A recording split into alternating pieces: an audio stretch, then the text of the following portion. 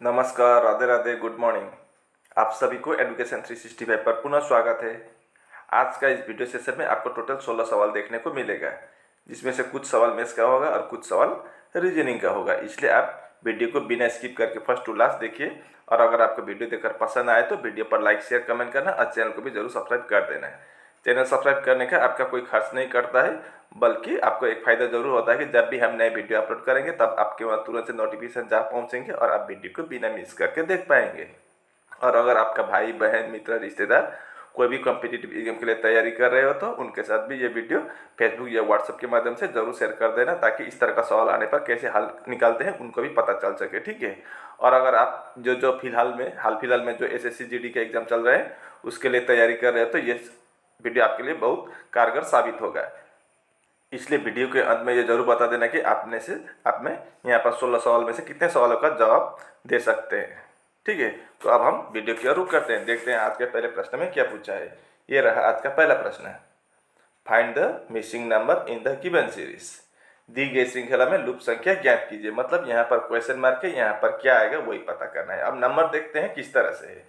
पहला 300 है, फिर 152 है, मतलब कम हुआ है, फिर 80 कम हुआ है, फिर 48 कम हुआ है, फिर 40 कम हुआ है, फिर आगे देखिए 52 ज़्यादा हुआ है।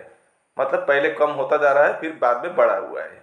तो यहाँ पर किस तरह का लॉजिक है इसको देखना पड़ेगा आप। तो इसके लिए सबसे पहले हमें यहाँ पर अंतर देखेंगे, ठीक है। इसके साथ इसका अंतर क्या हो सकता है, इसके साथ इसका, इसके साथ इसका, इसी तरह से हम बढ़ते जाएंगे तो हमें आंसर जरूर पता चलेगा।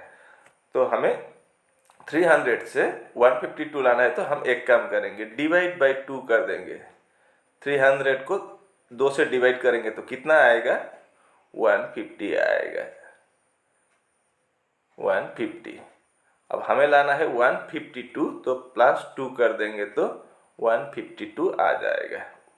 300 को डिवाइड बाई 2 150, 150 + 2 152, ठीक है। तो उसी तरह से अगली बार भी हम 152 को भी डिवाइड बाई 2 कर देंगे तो कितना होगा, 76 होगा। फिर इसमें +4 कर देंगे तो 76 + 4 80 आ गया। अब 80 को भी हम डिवाइड बाई 2 कर देंगे तो कितना होगा, 40 होगा। फिर इसमें हमें कितना प्लस करना पड़ेगा, ऐड करना पड़ेगा, +8। तो 40 + 8 48। इसी तरह से अगली बार भी हम डिवाइड बाई 2 कर देंगे तो कितना होगा, 48 को 2 से डिवाइड करेंगे तो 24 होगा। हमें लाना है कितना, 40, तो +16 कर दीजिए, 40 आ जाएगा। उसी तरह से 40 को भी हम डिवाइड बाई 2 कर देंगे तो कितना होगा, 40 डिवाइड बाई 2 20 होगा। हमें लाना है कितना, 52, तो 20 + 32 52 होता है। अब अगली बार भी हम 52 को भी डिवाइड बाई 2 कर देंगे तो 52 को 2 से डिवाइड करने पर 26 आएगा। अब हम यहाँ पर क्या प्लस करेंगे, पहले देखिए +2, फिर डबल हुआ है 4, फिर डबल हुआ है 8, फिर डबल 16, फिर डबल 32, तो अगला डबल होंगे तो 64 होगा। तो 26 + 64 करेंगे तो कितना हो जाएगा, 90 होगा, ठीक है। तो प्रश्नवाचक चिन्ह के स्थान पर 90 होगा आंसर। ये आपका किस ऑप्शन पर दिया गया है, बी ऑप्शन में है, तो B option is the right answer. उम्मीद करता हूँ कि आप इसको अच्छी तरह से समझ गए होंगे। अब देखते हैं अगला प्रश्न में क्या पूछा है। ये रहा अगला प्रश्न, ये आपका इनइक्वालिटी का सवाल है। स्टेटमेंट में क्या बताया गया है, a से n बड़ा है और n बराबर u है, लेकिन u से f छोटा है, f से b छोटा, b से h छोटा है। तो हमें कंक्लूजन यानी कि निष्कर्ष में क्या बताया गया है, h से n बड़ा है और f से a छोटा है। तो चलिए इसको हम बनाते हैं। तो इस तरह का सवाल में एक ही नियम होता है, क्या, अगर इस तरह का सेम टू सेम डायरेक्शन में हो रहा है, साइन आ रहा है, या इस तरह का हो या इक्वल हो, तो हम लेफ्ट से राइट या राइट से लेफ्ट जा सकते हैं और इसको हम सच है या गलत बता सकते हैं। लेकिन अगर बीच में इस तरह का अड़चन आ जाए या इस तरह का आ जाए तो न तो हम लेफ्ट से राइट या राइट से लेफ्ट जा सकते हैं, और इस तरह का सिंबल बीच में आ जाए तो हम डायरेक्ट इसको रॉन्ग बता देंगे, ठीक है। तो चलिए इसको हम बनाते हैं। अब तो पहला वाला देखते हैं, h और n चाहिए हमें, n इधर है, h इधर है, तो ये बनता है कि नहीं, h से n बड़ा है कि नहीं देखते हैं, ठीक है। अब देखिए n से u क्या है, बराबर है, मतलब n के जगह पर हम पहले मैं इसको ऐसे ही कॉपी करूंगा, रुकिए, u से यहाँ बनाऊंगा, ठीक है। u से f छोटा है, f से बी छोटा है बी से एच छोटा है, लेकिन यहाँ पर u और n बराबर बताया गया है, तो मैं अब u को n बना दूंगा, क्योंकि ये u और n बराबर है। अब देखिए n से f छोटा है, f से b छोटा है, b से h छोटा है, इसका मतलब क्या है, n से h छोटा है, n से h छोटा है, यही तो बताया है कंक्लूजन 1 में, तो ये पहला कंक्लूजन सही है। अब हम दूसरा कंक्लूजन को देखते हैं। तो दूसरा कंक्लूजन में क्या बोला है, f से a छोटा है, a इधर है f इधर है। अब देखिए a के बाद इस तरह का साइन है, फिर n है, फिर इस तरह का साइन है, फिर u है, फिर इस तरह का साइन के बाद f है। अब देखिए a और f के बीच में इस तरह का साइन आ गया बीच में, तो ये गलत होगा। बाकी सब चेक करने की जरूरत नहीं है, कौन बड़ा कौन छोटा, इसी से इस तरह का सिंबल आ जाए तो बीच में, ये हम बाकी कुछ चेक नहीं करेंगे, डायरेक्ट रॉन्ग बोल देते हैं, तो आपका दूसरा कंक्लूजन गलत है। तो हमारा आंसर कौन सा वाला होगा, ओनली कंक्लूजन 1 फॉलोस होगा, यानी कि ए ऑप्शन बिल्कुल सही जवाब। उम्मीद करता हूँ कि आप इसको भी अच्छी तरह से समझ गए होंगे। अब देखते हैं तीसरा प्रश्न है। यहाँ पर बोला है कंप्लीट द एनालॉगी, सादृश्य को पूरा करें। तो 3:4 है, तो 4:? तो यहाँ पर क्या आएगा, अब 3 से 4 कैसे लाया जा सकता है, बोले तो +1 करने से आ जाएगा। 3 + 1 4, इसी तरह से 4 + 1 करेंगे तो 5। अब ऑप्शन में 5 नहीं है, तो ये प्लस से नहीं होगा, तो कैसे बनाएंगे अब, तो इंटू 2 करने से कितना होगा, 3 × 2 कितना होता है 6, तो हमें लाना है कितना 4, तो -2 कर दीजिए, 6 - 2 4। उसी तरह से यहाँ पर भी इंटू 2 करेंगे तो 4 × 2 8। अब यहाँ पर -2 किया तो यहाँ पर भी -2 करेंगे तो 8 - 2 6। अब 6 भी ऑप्शन में नहीं है, तो प्लस से भी नहीं हुआ, इंटू से भी नहीं हुआ, तो अगली बार हम स्क्वायर से करेंगे, तो 3 का स्क्वायर कर देंगे तो कितना होगा 9 होगा। -5 कर दीजिए, 9 - 5 4। उसी तरह से 4 का स्क्वायर कर देंगे तो कितना होगा 16 होगा। -5 करेंगे तो 16 - 5 11। 11 ऑप्शन में है क्या, बिल्कुल है, तो आपका सी ऑप्शन बिल्कुल सही जवाब। अब चौथा प्रश्न को देख लेते हैं क्या है। यहाँ पर बताया गया है if the time in the clock is 12:35 then what time will be seen in the mirror. यदि घड़ी में समय 12:35 है तो दर्पण में क्या समय दिखाई देगा। तो इसका बनाने का फार्मूला क्या होता है, 11:60 से जो दिया गया टाइम है उसको माइनस कर दीजिए, कितना दिया गया है 12:35। अब 11:60 से हम 12:35 को माइनस नहीं कर सकते हैं, तो फिर इसमें 12 जोड़ दीजिए तो कितना होगा 23:60। अब 11:60 का मतलब ऐसा होता है 11 घंटा 60 मिनट, मतलब 12 बजे, 12 घंटा ही होता है, ठीक है। अब यहाँ पर देखिए 23 घंटा 60 मिनट का मतलब 24 घंटा। अब 12 से नहीं बना तो 24 से बना देंगे, 24 का मतलब हम 23 घंटा 60 सेकंड भी लिख सकते हैं।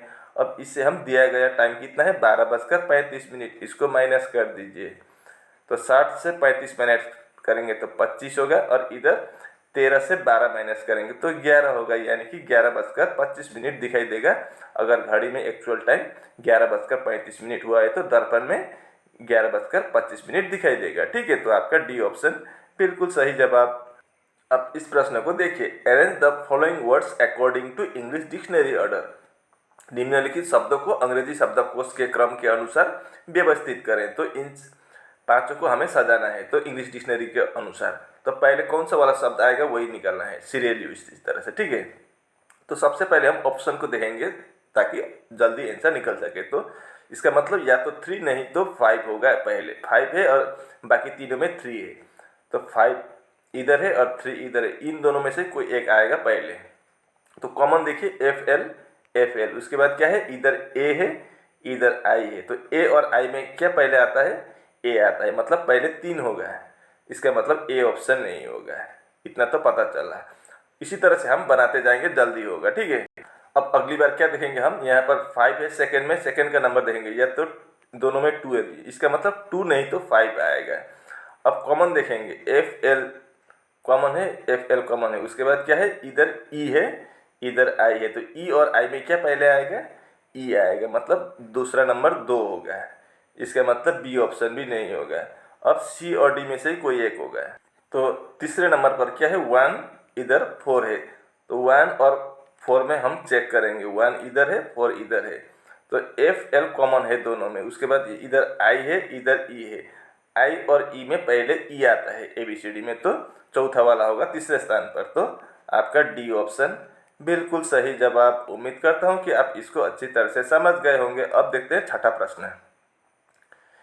ये आपका डिस्टेंस डायरेक्शन का सवाल है। यहाँ पर बोला है मनीष बिंदु ए से चलना शुरू करता है और पूर्व दिशा में 12 किलोमीटर चलता है, फिर वो बाएं मुड़ता है, 5 किलोमीटर चलता है, फिर बाएं मुड़ता है और 30 किलोमीटर चलता है, फिर वो बाएं मुड़ता है और 20 किलोमीटर चलता है, अंत में वो बाएं मुड़ता है, 18 किलोमीटर चलता है और बिंदु ओ पर रुक जाता है।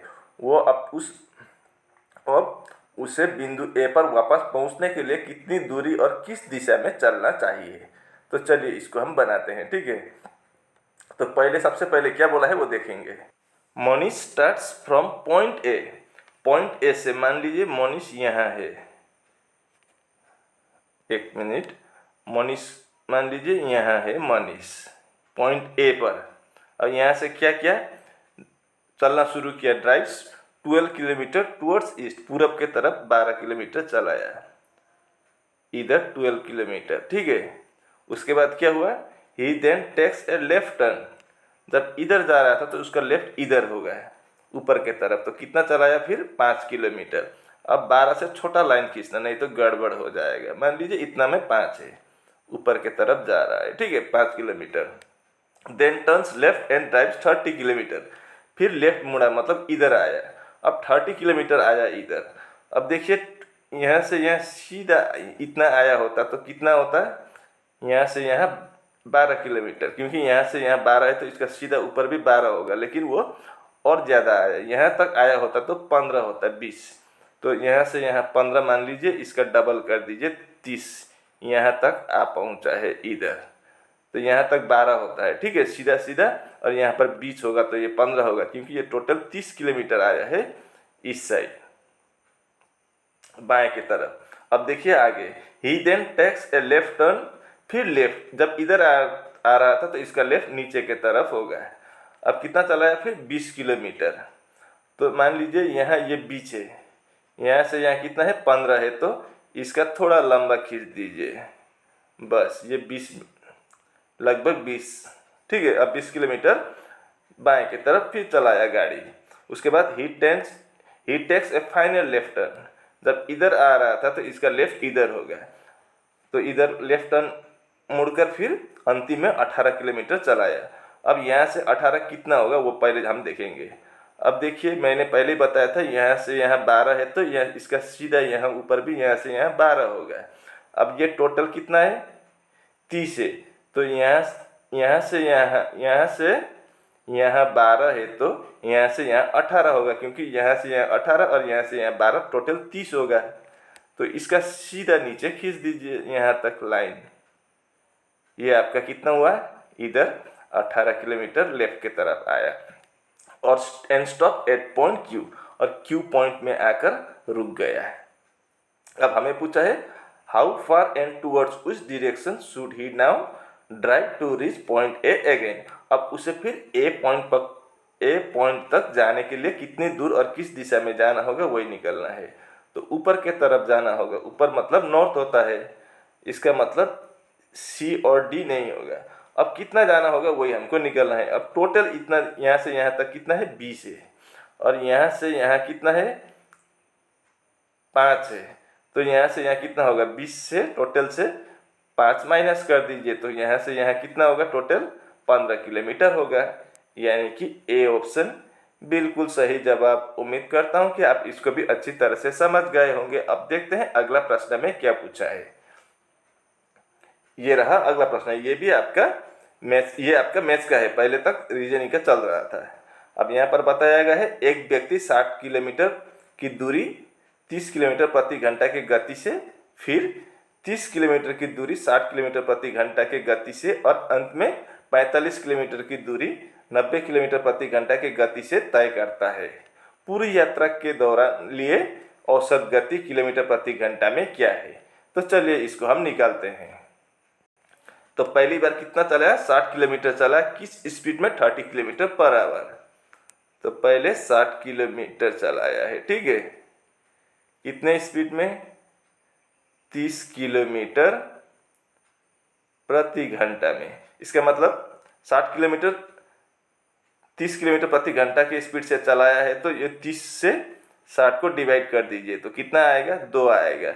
अब किलोमीटर किलोमीटर कट जाएगा तो घंटा, मतलब 2 घंटा लगा उसको पहुंचने के लिए। कितना, 60 किलोमीटर चलाने के लिए उसे 30 किलोमीटर प्रति घंटा के स्पीड से चल रहा है, तो उसको 60 किलोमीटर चलाने के लिए कितना घंटा टाइम लग गया, 2 घंटा लग गया है।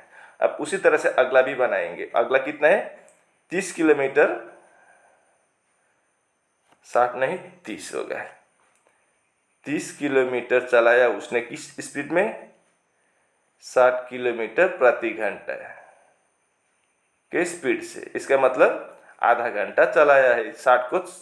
30 को 60 से डिवाइड कर दीजिए, मतलब आधा घंटा चलाया, क्योंकि किलोमीटर किलोमीटर कट जाएगा तो आवर, मतलब आधा घंटा चलाया है, ठीक है। उसी तरह से 45 किलोमीटर चलाया उसने 90 किलोमीटर प्रति घंटा के स्पीड से। 45 किलोमीटर चलाया कितने के स्पीड से, 90 किलोमीटर प्रति घंटा के स्पीड से, किलोमीटर पर आवर। अब 45 को 90 से डिवाइड कर दीजिए, ये भी आधा हो गया, 0.5 किलोमीटर। किलोमीटर नहीं, 0 किलोमीटर किलोमीटर कट जाएगा आवर। इसका मतलब पहले 60 किलोमीटर तय करने के लिए उसे 30 किलोमीटर की प्रति घंटा की स्पीड से चल रहा था, उसे 2 घंटा लग गया है। अगली बार 30 किलोमीटर तय करने के लिए उसे 60 किलोमीटर प्रति घंटा की स्पीड से चलाया, आधा घंटा लग गया। उसी तरह से अगली बार लास्ट बार 45 किलोमीटर तय करने के लिए उसने 90 किलोमीटर प्रति घंटा की स्पीड से गाड़ी चलाया और आधा घंटा में पहुंच गया। तो टोटल एवरेज कितना स्पीड है, वही उनका पूरा जर्नी सफ़र का वही हमको निकालना है, ठीक है। तो आप कैसे करेंगे, पहले हम कितना दूरी तय किया वो निकालेंगे। तो पहले बार 60 किलोमीटर, फिर 30 किलोमीटर और 45 किलोमीटर, प्लस कर दीजिए 60, 30 और 45, कितना होगा, 60 और 30 90 और 45 करेंगे तो कितना होगा, 135 किलोमीटर, ठीक है। अब कितने घंटे में तय किया, पहले 2 घंटा लगा, फिर आधा घंटा, फिर आधा घंटा, मतलब 2 और आधा 2.5 और आधा 3 घंटा में। टाइम कितना, 3 आवर। अब हमें क्या पूछा है, स्पीड पूछा है। स्पीड क्या होता है, डिस्टेंस बाय टाइम होता है। डिस्टेंस कितना है, 135 और टाइम कितना है, 3। अब 3 से 135 को डिवाइड कर दीजिए, कितना आएगा, 45 आएगा। यानी कि एवरेज स्पीड कितना है, 45 किलोमीटर पर आवर होगा।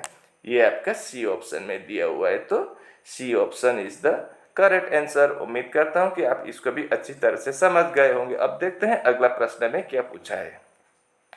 ये रहा अगला प्रश्न, select the option in which the given figure is embedded rotation is not allowed.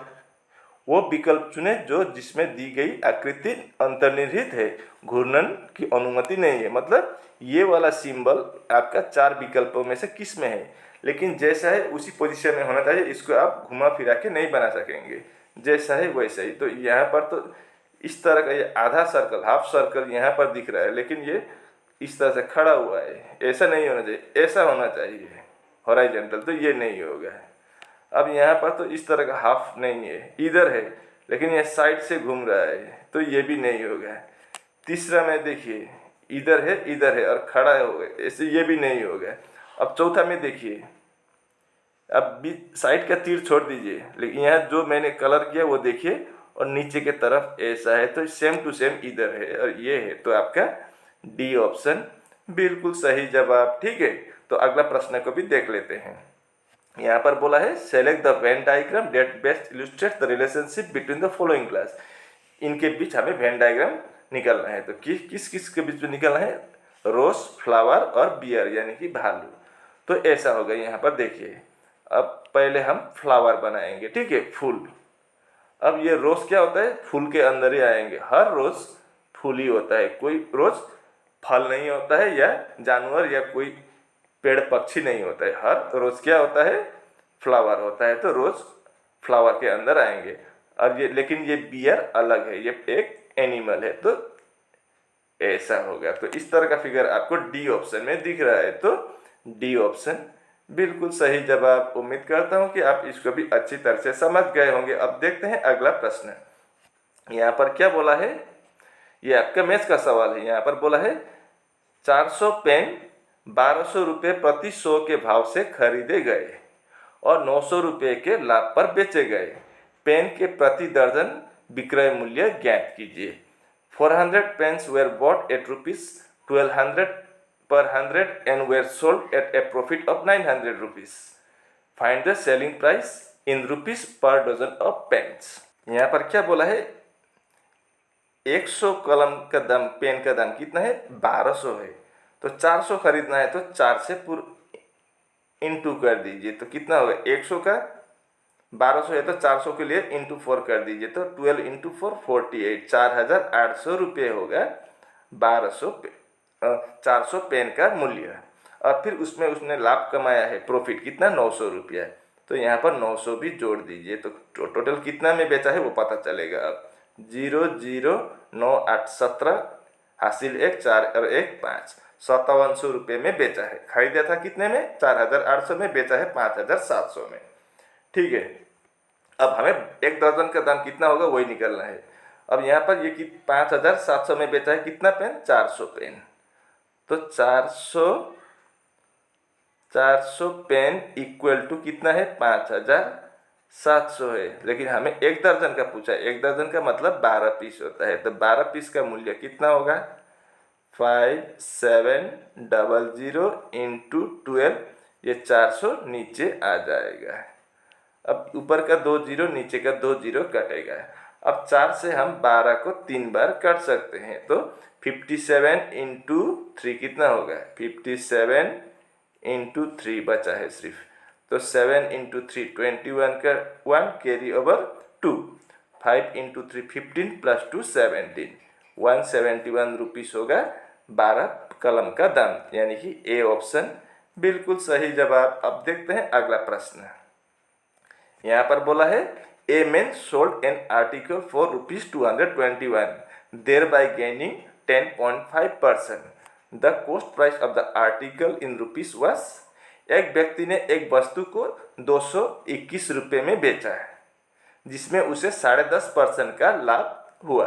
वस्तु का लागत रुपए में क्या थी, लागत मतलब उसने वो कितने में खरीदा था वही हमको निकालना है। तो अगर इसको हम ऐसे लिखते हैं, 100 में खरीदा है होता तो वो कितने में बेचेगा, कितने परसेंट प्रॉफिट हुआ है उसको, 10.5% का, मतलब 110 रुपया दशमिक 50, मतलब 110 रुपया 50 पैसा में बेचा है वो 100 रुपये में खरीदा हुआ सामान को, तभी उसको 10.5% का लाभ होगा। लेकिन उसने उसको कितने में बेचा है, 221 में। तो ऐसा कर दीजिए। अब 110.5 मतलब 110 रुपये 50 पैसे से हम 221 को काटेंगे तो 2 बार में कट जाएगा। ठीक है, तो 110 समझिए, पहले 50 पैसा को छोड़ दीजिए। 110 इंटू 2 कितना होता है, 220 होता है, और 50 पैसा 1 रुपये होता है, तो 220 और 1 221, तो 2 बार कटेगा 110 रुपये 50 पैसे से 221 को। ठीक है, तो 100 इंटू 2 कितना होगा, 200 होगा, मतलब उसका क्रय मूल्य, कॉस्ट प्राइस 200 रुपये था, उसने उस 200 रुपये के सामान को 221 में बेचा, जिसमें उसे 10.5% का प्रॉफिट हुआ है। तो ठीक है, तो हमें कॉस्ट प्राइस पूछा है, क्रय मूल्य, वस्तु का लागत, तो आपका 200 होगा, यानी कि सी ऑप्शन बिल्कुल सही जवाब। उम्मीद करता हूं कि आप इसको भी अच्छी तरह से समझ गए होंगे। अब देखते हैं अगला प्रश्न। ये भी आपका मैथ्स का सवाल है। यहाँ पर बोला है 110 मीटर और 390 मीटर लंबाई वाली 2 ट्रेन क्रमशः 120 किलोमीटर प्रति घंटा और 130 किलोमीटर प्रति घंटा के गति से एक ही दिशा में चल रही है। पीछे से आ रही तेज ट्रेन द्वारा दूसरी ट्रेन को पूरी तरह से पार करने में लिया गया समय मिनटों में है, तो कितना है वही हमको निकालना है। तो पहले यहाँ पर हमें दूरी तय करना होगा। तो दूरी मतलब डिस्टेंस बोलते हैं, तो डिस्टेंस दोनों ट्रेन की लंबाई को हमें जोड़ना होगा। ठीक है, तो लंबाई पहले वाले ट्रेन का कितना है, 110 है, 110 लिख दीजिए, और दूसरी वाले की 390 है। तो टोटल इन दोनों को प्लस करेंगे तो कितना होगा, 500 मीटर का लंबाई होगा दूरी। अब हमें स्पीड निकालना है। स्पीड क्या है, अब देखिए एक ही दिशा में दौड़ रहे हैं, इसका मतलब इसको माइनस करना होता है, ठीक है। अगर विपरीत दिशा में दौड़ रहे होते दोनों ट्रेन तो प्लस करते, लेकिन एक ही दिशा में जब ट्रेन दौड़ रहे हैं तो हमेशा माइनस किया जाता है। तो 130 से 120 को बड़ा नंबर से छोटा नंबर को माइनस कर दीजिए, तो कितना होगा 130 से 120 माइनस करने पर 10 आएगा, यानी कि 10 किलोमीटर प्रति घंटा के स्पीड है अंतर। तो यही टोटल स्पीड पकड़ते हैं, लेकिन ये किलोमीटर पर आवर में है, यानी कि किलोमीटर प्रति घंटा के हिसाब से दिया गया है, लेकिन हमें मीटर में यहाँ पर लिया गया है, तो इसको भी हमें मीटर में बनाना होगा। तो इसको 5/18 से इंटू कर दीजिए, यही होता है फार्मूला। किलोमीटर पर आवर से मीटर पर सेकंड में ले जाने का फार्मूला ये होता है 5/8 से, ठीक है। अब हम इसको 2 से कटेंगे तो 10 को 5 बार जाएगा और 18 को 9 बार जाएगा, तो कितना हुआ है 5 × 5 10 25 होगा ऊपर और नीचे 9, ये मीटर पर सेकेंड है। स्पीड अब हमें पता चला कितना 25/9 मीटर पर सेकेंड है स्पीड। अब हमें क्या पूछा है, टाइम पूछा है। तो टाइम बराबर क्या होता है, डिस्टेंस बाय स्पीड होता है।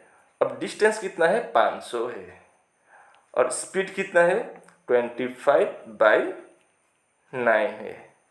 तो इसको कैसे करते हैं, अब देखिए टाइम इक्वल टू ऊपर 500 का 500 होगा, अब 25 के ऊपर भी फिर फ्रैक्शन लगकर 9 नीचे आया है, तो ऐसा होगा ये 25 के 25, ये जो फ्रैक्शन के नीचे होता है वो ऊपर हमेशा जाता है, ठीक है। तो ऐसा होगा। अब हम 25 से 500 को कटेंगे तो 20 बार कटेगा, तो 20 × 9 कितना होगा 180 सेकेंड हुआ है, ठीक है। अब हमें मिनट में निकालना को बोला है आंसर, तो 180 सेकेंड को 60 सेकेंड से डिवाइड कर दीजिए, 006 से 18 को 3 बार, यानी कि 3 मिनट होगा। तो 3 मिनट किस ऑप्शन में है, ए ऑप्शन में है, तो ए ऑप्शन बिल्कुल सही जवाब। उम्मीद करता हूँ कि आप इसको अच्छी तरह से समझ गए होंगे, और समझ गए तो एक लाइक जरूर बनता है, ठीक है। इसमें कंजूसी करने की कोई ज़रूरत नहीं है, और अगर आप चैनल पर भी नए हो तो चैनल को भी जरूर सब्सक्राइब कर दीजिए, ताकि हमें भी और अच्छा सवाल ढूंढ कर लाने में मोटिवेट मिल सके, उत्साहित हो सके, ठीक है। तो अगला सवाल को देख लेते हैं। तो अगला सवाल क्या है, ये रहा अगला प्रश्न, ये भी आपका मैथ्स का है।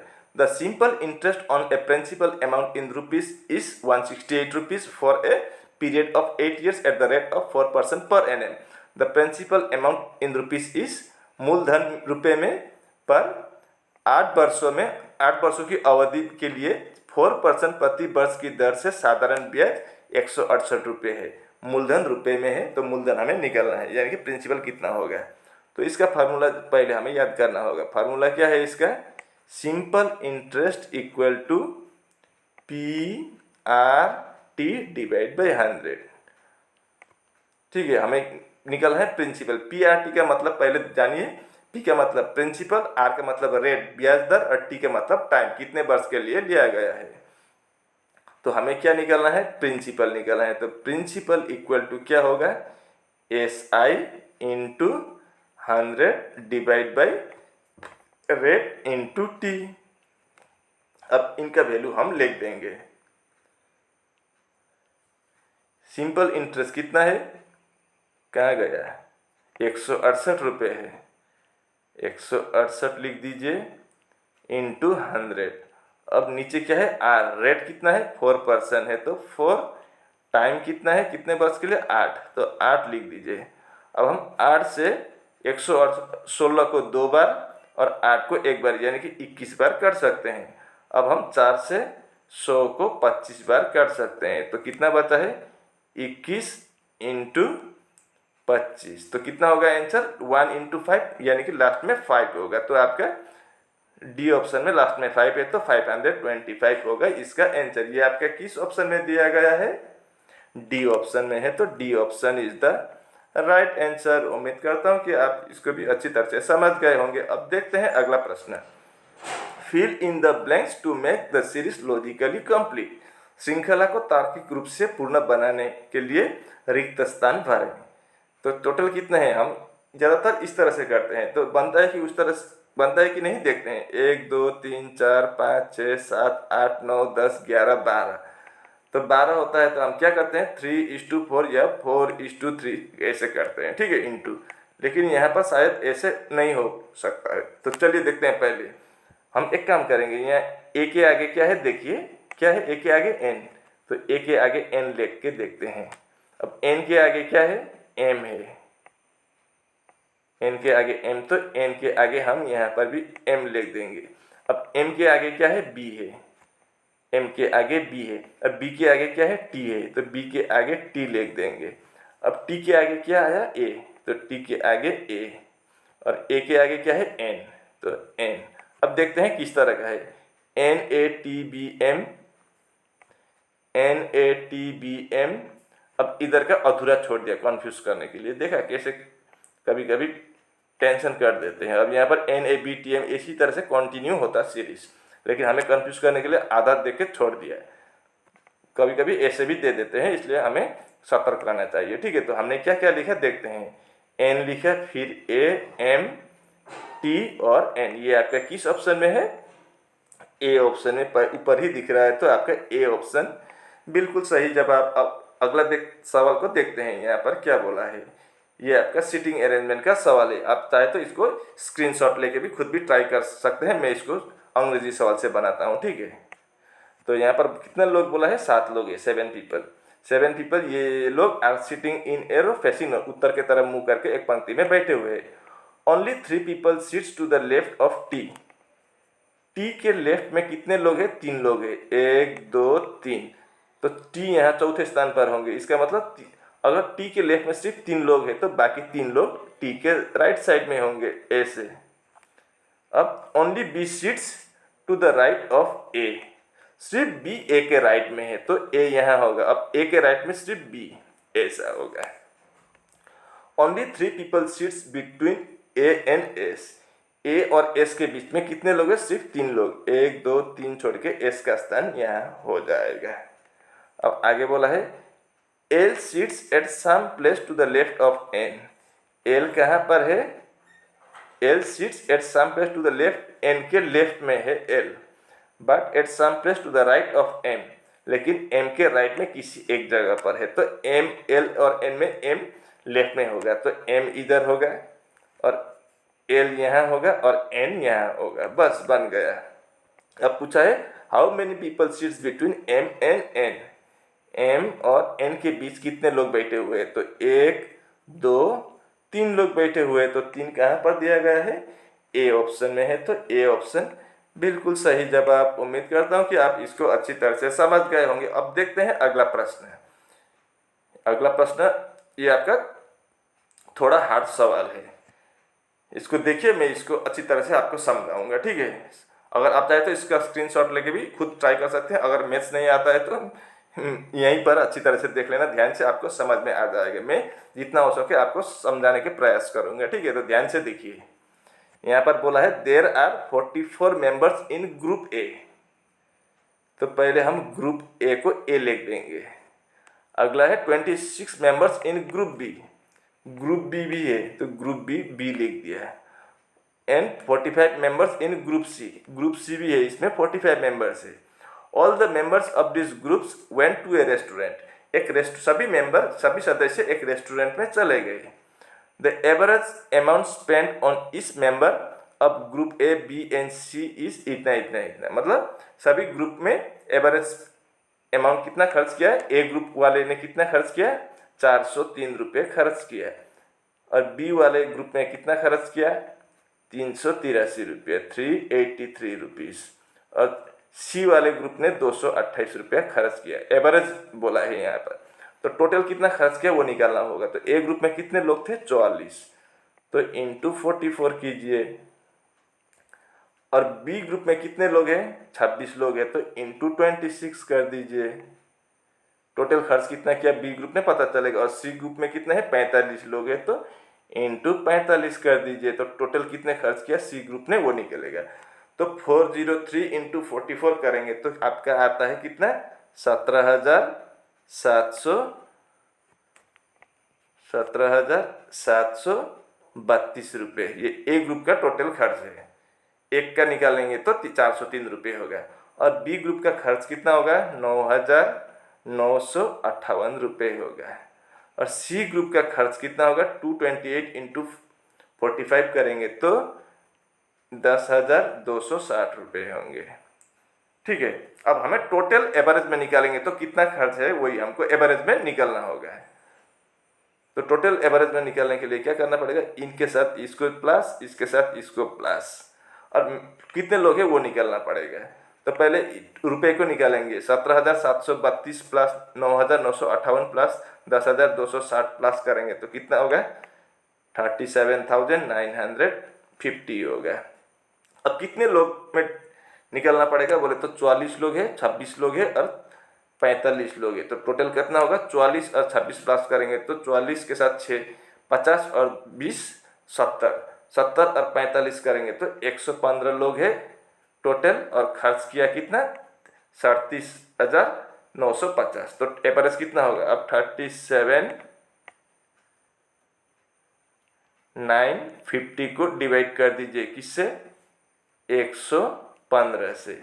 तो आपका आंसर आएगा कितना, 330 रुपये होगा एवरेज खर्च। तो आपका ए ऑप्शन बिल्कुल सही जवाब। उम्मीद करता हूँ कि आप इसको भी अच्छी तरह से समझ गए होंगे। और इसी के साथ आज का वीडियो यहीं पर समाप्त होता है। आप सभी को ध्यानपूर्वक वीडियो देखने के लिए धन्यवाद। अगर आपको वीडियो देखकर पसंद आए तो वीडियो पर लाइक शेयर कमेंट करना और चैनल को भी जरूर सब्सक्राइब कर देना। मैं ऐसे मुद्दे लेकर अगले वीडियो में कल फिर हाजिर होऊंगा। तब तक के लिए मुझे विदाई दीजिए। आपका दिन शुभ हो। राधे राधे।